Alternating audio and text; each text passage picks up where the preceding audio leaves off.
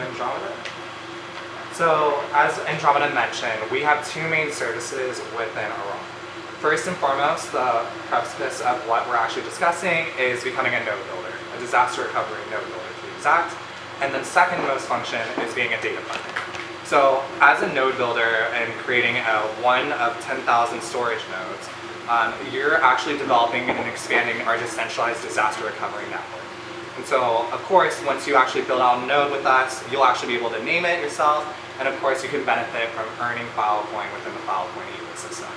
Secondly, as a data partner, you'll be actually storing data with us. So say if you're working with an organization, whether it's climate data, private data, public data, etc., you'll be able to make use of our decentralized data storage solutions where you can access affordable data storage that's reliable and secure. So those are our two main functions. And now moving on. So we touched a little bit about the IPFS, but what exactly is the IPFS? It's the Interplanetary File System. And it's basically an open source protocol used for organizing and transferring data in a fully decentralized network. It's basically the infrastructure that supports how data is stored within the protocol. So there's three key features that separate it from its Web 2 predecessors like AWS, Google Cloud, iCloud, all those fun cloud infrastructures, right? The first one and the main one being it's decentralized. So if we take a look at this graphic right here, in the typical Web 2 model, right, it's basically a computer does a search and looks for a website, right? It's stored within a server, or if they're accessing data, it's usually stored within an IDC and one centralized unit, right? Whereas a decentralized network, you're now talking about a global network, right? Of thousands of nodes within that network, where one single file is actually split and separated amongst this whole entire network, where you're able to access just through one single node on the network, or several different nodes, depending on how big that file is. And so a lot of different functions included, such as peer-to-peer functioning, which is, to give you an example, is like, say I were to search up a website, the same exact website that Andromeda searches up, I can actually access that website via her cache on her computer, in comparison of like traditional model, where I actually need to access and go through the server. And then lastly, with content addressing, everyone's familiar with like URLs, right? Uniform resource locators. Those are those like fun little long strings at the end of a website that's basically telling you a path to access a specific web page. Instead, with content-based addressing, it's actually a hash where it showcases where that file is actually stored and going to that exact location, instead of following a path to that actual file.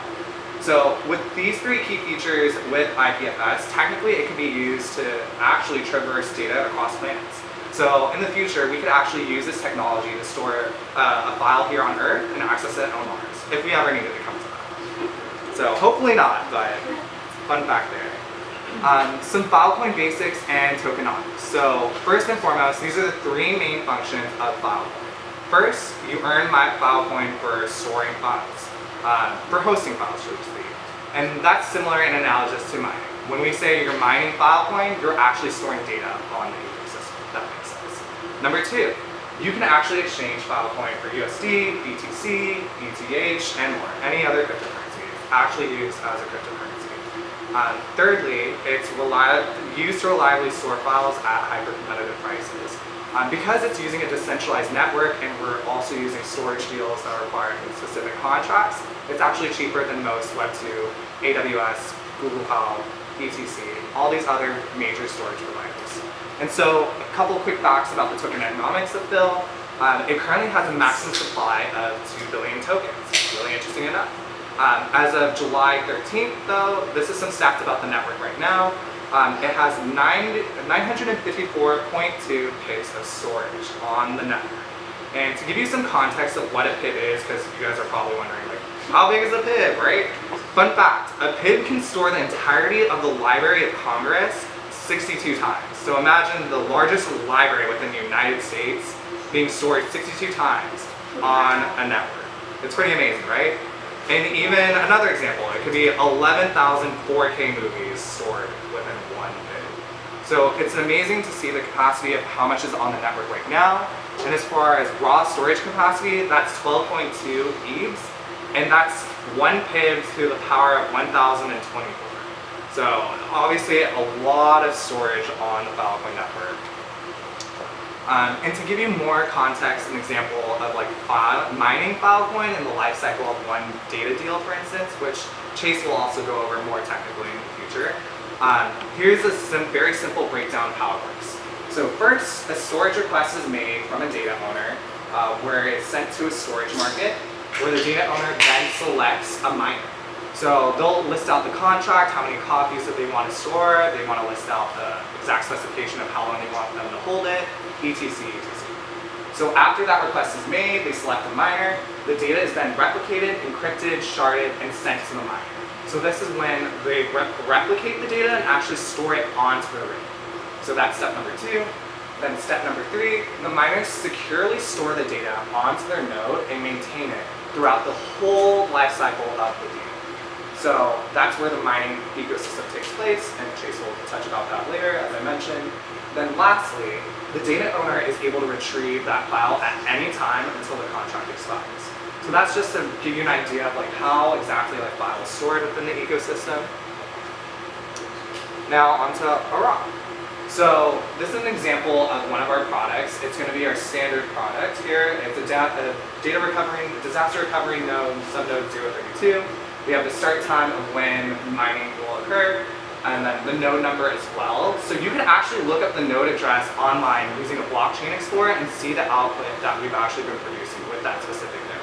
So we're completely transparent about what you're earning, so there's never any guessing about what's going on with your bill.